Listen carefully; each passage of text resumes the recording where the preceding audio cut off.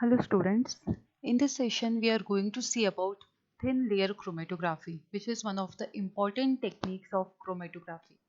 So basically it is a separation technique. So it is one of the simplest, fastest, easiest and least expensive of several chromatographic techniques which are used in qualitative and quantitative analysis. It is the form of a liquid chromatography. The mobile phase we are using is liquid.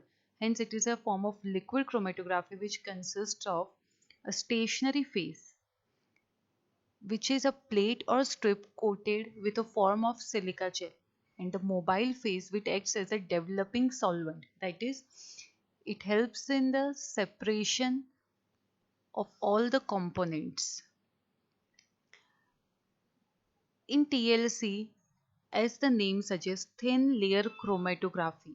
So the analysis is performed on a layer, or you can say flat surface, under the atmospheric pressure and room temperature. And thus it can be defined as thin layer chromatography is a technique used to separate the components of a mixture using a thin stationary phase. Obviously, the stationary phase should be supported by an inert support, wherein separation depends on competition between the adsorption of solute onto the solid surface and its desorption by the solvent needed to elute, that is, washing off the solutes. So here stationary phase is solid and mobile phase is liquid. What are the types of thin layer chromatography? First, based on the nature of phases, normal phase chromatography and reverse phase chromatography. So in normal phase chromatography, the mobile phase we are using is non-polar. Hence the stationary phase will be polar. In reverse phase chromatography, the mobile phase we are using is polar, for example water, and the stationary phase hence will be non-polar. Based on the purpose of use, it can be classified as analytical chromatography and preparative chromatography. So analytical chromatography is basically used to analyze the samples, quantitative or qualitative analysis. In preparative chromatography, it is used to monitor the course of reactions. So this is how thin layer chromatography can be classified. Let us now see the principle of thin layer chromatography. It is based on the principle of adsorption chromatography or partition chromatography, or combination of both depending on the adsorbent, its treatment and nature of solvents employed. So the principle can either be adsorption, that is, if the stationary phase consists of solid, then it will be adsorption because the component of the mixture will get adsorbed on the stationary phase. But suppose if the thin layer, if water or other solvent is impregnated on it, then it acts as a partition chromatography. That is, the component will get partitioned between the two liquids. That is, one is the liquid which is there on the stationary phase, and mobile phase is again liquid. So if the solute gets distributed between the liquid stationary phase and liquid mobile phase, then it is partition. And if the stationary phase we are using is purely solid, then it is adsorption chromatography. So here the components with more affinity towards the stationary phase will travel slower because they will get retained on the stationary phase, and hence they will move with less speed. And components with less affinity towards the stationary phase, they will travel faster. They will be more affinity, they will have more affinity to mobile phase, and hence they will run with the mobile phase. So basically the principle is adsorption or retention or partition, or you can say both, on the stationary phase. Then separation of the adsorbed substances by the mobile phase. Then recovery of the separated substances by a continuous flow of mobile phase, which is known as elution. And mobile phase is sometimes also known as solvent. The recovered analytes are often known as eluate. Then qualitative and quantitative analysis of the eluted substances can be performed. So let us now see the methodology. First is preparation of thin layer on plate. Okay, so we are going to take a plate and we have to prepare a thin layer of our adsorbent on the plate. So the suspension or slurry of the coating material is prepared and it is applied on the plates in one of the following ways. So first is pouring. Second is dipping. Third is spraying. And fourth is spreading. So these are the various techniques: pouring, dipping, spraying and spreading, by which the stationary phase can be prepared. So we have to make the suspension or slurry of our adsorbent material and then we have to apply it on the thin layer or a thin plate. So application can be done by one of the four methods, that is pouring. So as the name suggests, we are going to pour our slurry onto the plate. Then dipping, we are going to dip the plate into our slurry. Spraying, we are going to spray with the help of a sprayer. And spreading, we are going to spread the slurry by some means. So we will see all of them one by one. So as you can see here, pouring, you can see the slurry in the beaker and we have to simply pour. Here a glass plate is shown. It is often used in laboratory for preliminary separation when we take trials. Okay, so you can see that we have to just simply pour, but you have to keep in mind that the pouring should be done in a uniform manner and the thickness should be uniform all over the plate.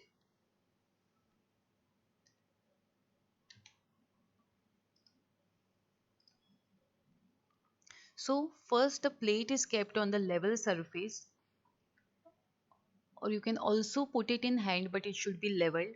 Then measured amount of slurry is put on the plate. Plate is tipped back and forth. We have to move the plate back and forth to spread the slurry. Next method is dipping.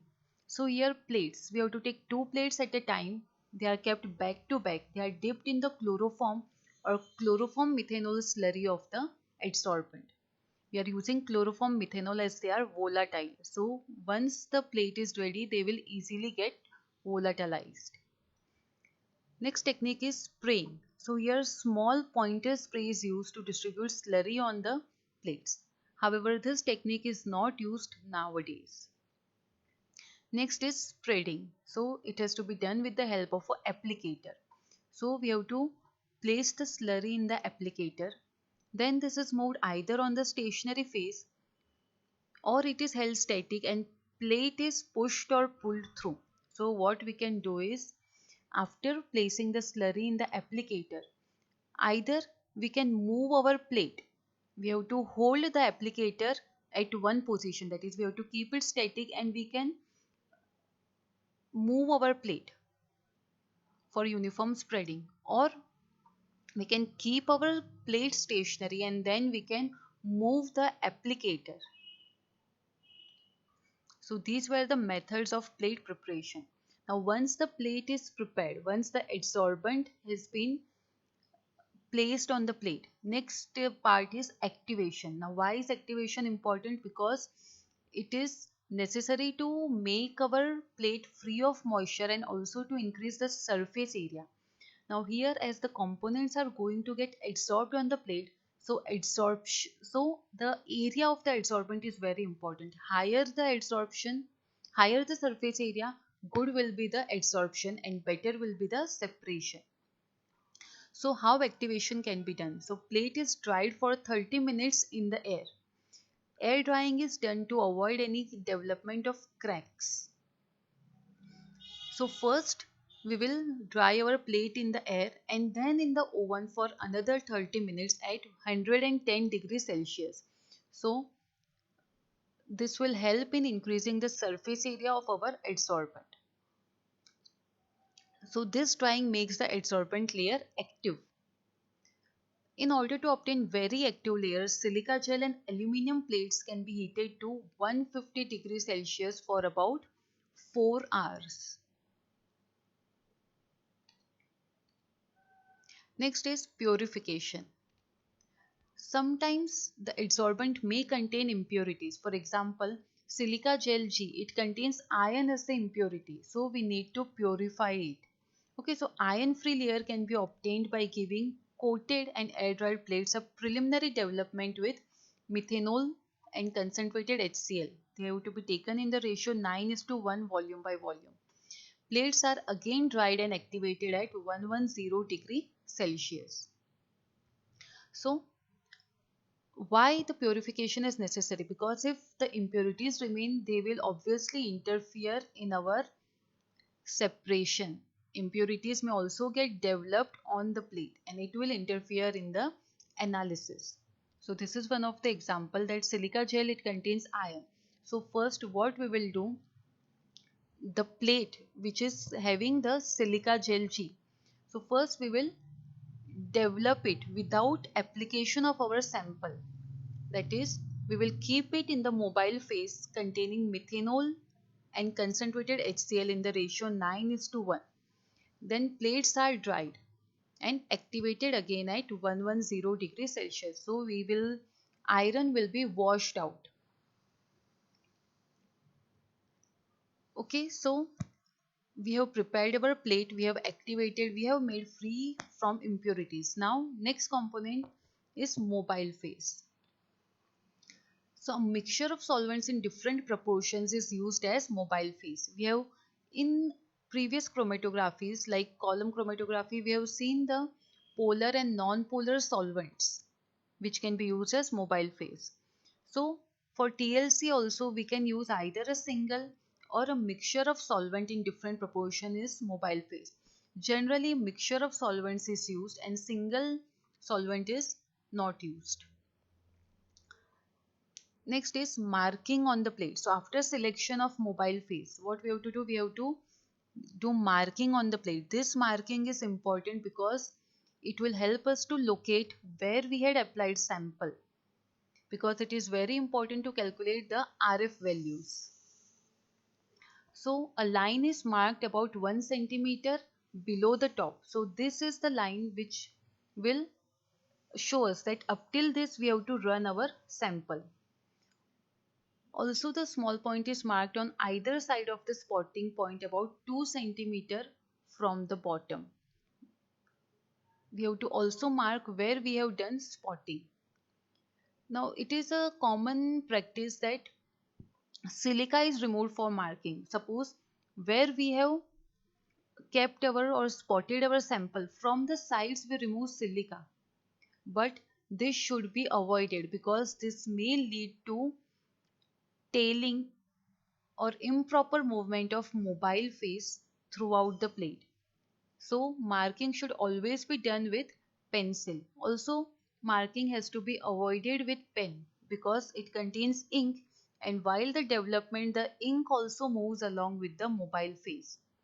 So again it will interfere. So a practice should be made that marking should be done with pencil. Neither silica should be removed nor pen should be used. So after we have decided where to spot our sample, next is spotting. So spotting means application of the sample. So spotting can be done with the capillary or a micropipette. Micropipette, it will contain a very small hole so our sample will not spread. Else we can also use capillary. So capillary have to be prepared just as we prepare while we measure the melting point of any sample. We have to hold the capillary onto the burner and then we have to stretch it. So during stretching a very fine tip develops. Then that tip has to be opened. We can remove the slight tip so we will get a very fine hole. So that have to be dipped in our sample and then we can apply it. Our best way is to use micropipette. Through micropipette, we can spot known amount of sample. So after spotting, the solvent is evaporated from the spots before developing. Obviously, we have prepared solution of our sample. So solution has to be prepared generally in the volatile solvent so that before development we can Evaporate the solvent. The solvent, so for this reason, solvent used for sample preparation must be volatile. Next phase is the development. Mobile phase is added in the developing jar in such a way that bottom is covered to a height of at least 1 millimeter by the solvent system. So development means we are now going to run our mobile phase through our plate. So mobile phase is added in the developing jar in such a way that bottom is covered to a height of at least 1 millimeter by solvent system. Then inner sides of the jar is lined with solvent impregnated paper and top is sealed with the lid. Also the inner sides, they must be lined with the solvent impregnated paper. This will allow for better saturation of our chamber with the mobile phase. The top is to be sealed with lid because the mobile phase we are using is volatile, so it may evaporate if the lid is not used, and also it will not allow proper development of the plate. The internal environment is allowed to be saturated with the vapors of solvent. TLC plate is placed at an angle of 45 degree in the jar. Okay, we don't have to place the plate very perpendicular. We have to keep it slanting and the angle must be 45 degree. So you can see here the plate is kept at a 45 degree. So it is kept in a beaker. You can see lid at the top and you can see the solvent system. It is covering approx 1 millimeter. Then you can see the solvent front, that is we have allowed our solvent to run up to that point.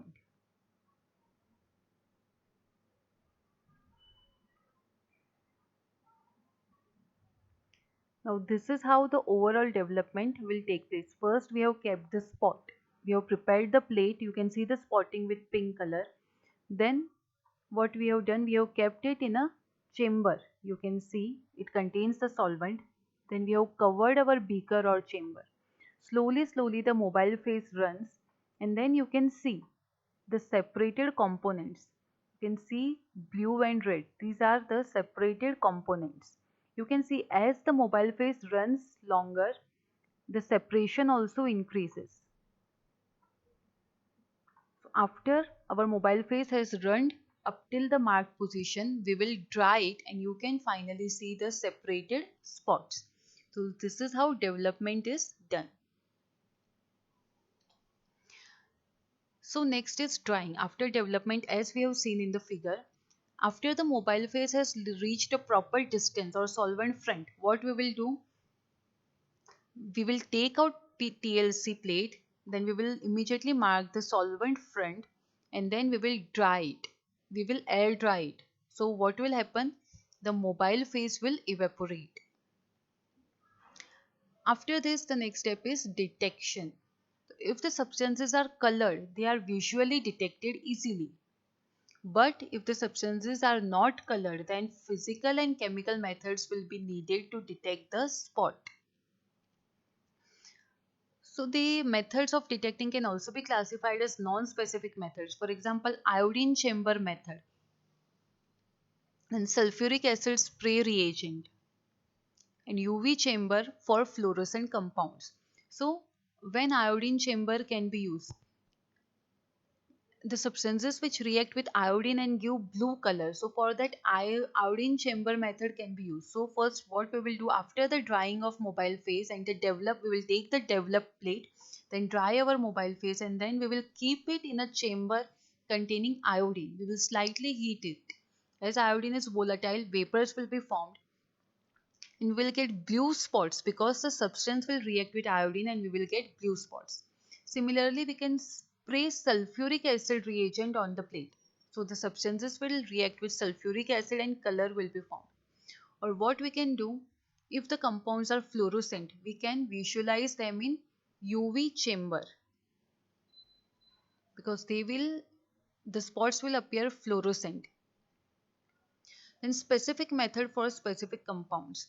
So various spray reagents or detecting agents or visualizing agents are available for specific analytes. For example, ninhydrin spray is available for amino acids. Okay, so what are RF values? Now, as you can see here, starting point of the spot, then where the spot has reached, and up till where the solvent has traveled. So based on this, we can calculate RF values. And RF values are characteristic for a particular analyte. So they also help in detection, qualitative analysis of the compounds.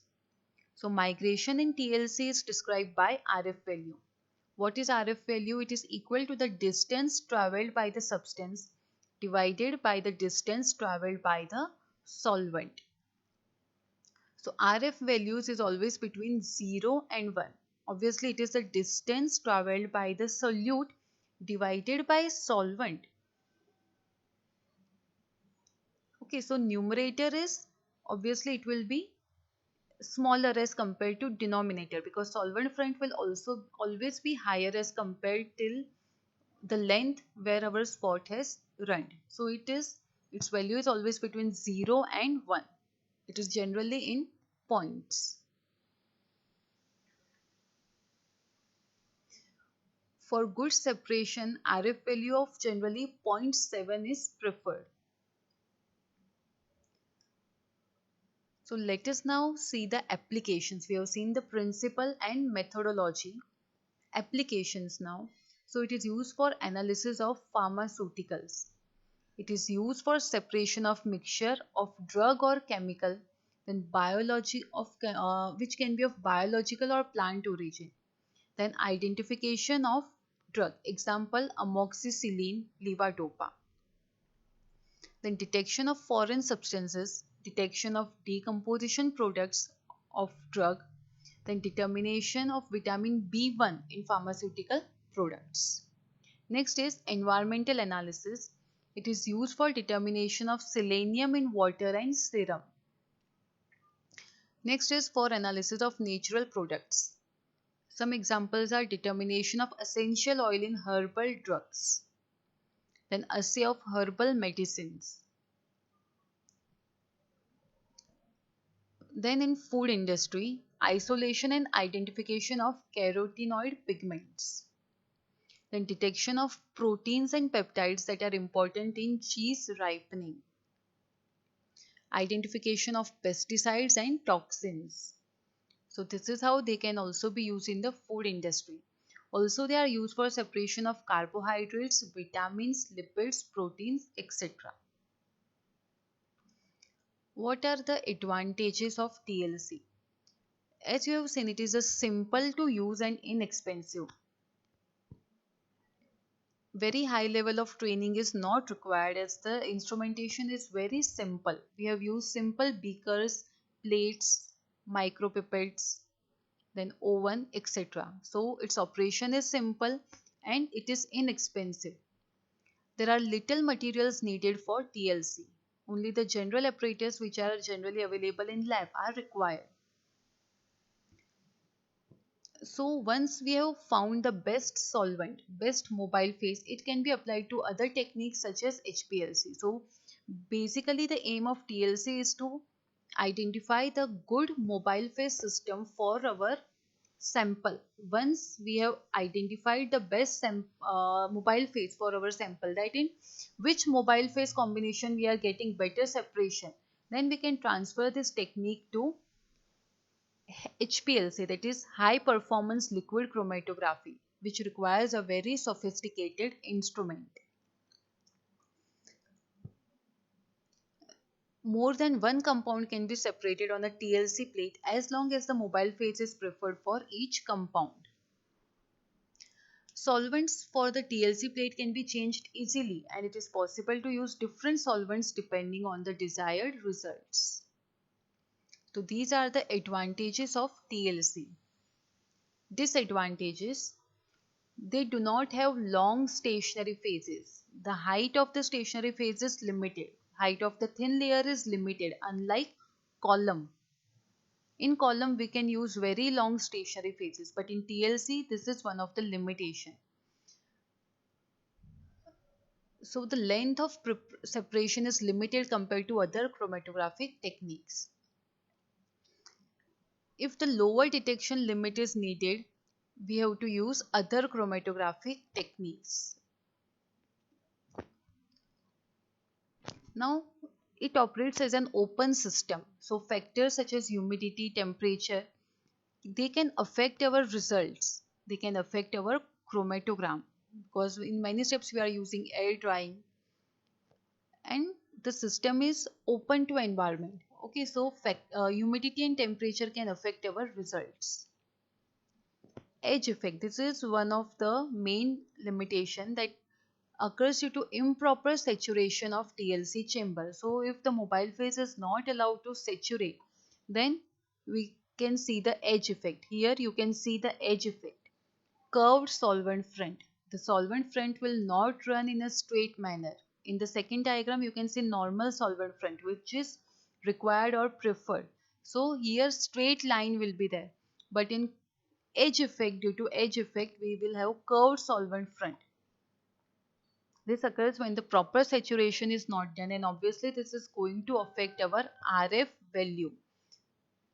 Okay, because in RF value we take distance traveled or migrated by the solute divided by distance traveled by the solvent front. So this will cause ambiguity in our results. Okay, thank you students. So in this PPT we have seen a simple method, that is TLC, in a very simple manner. Thank you.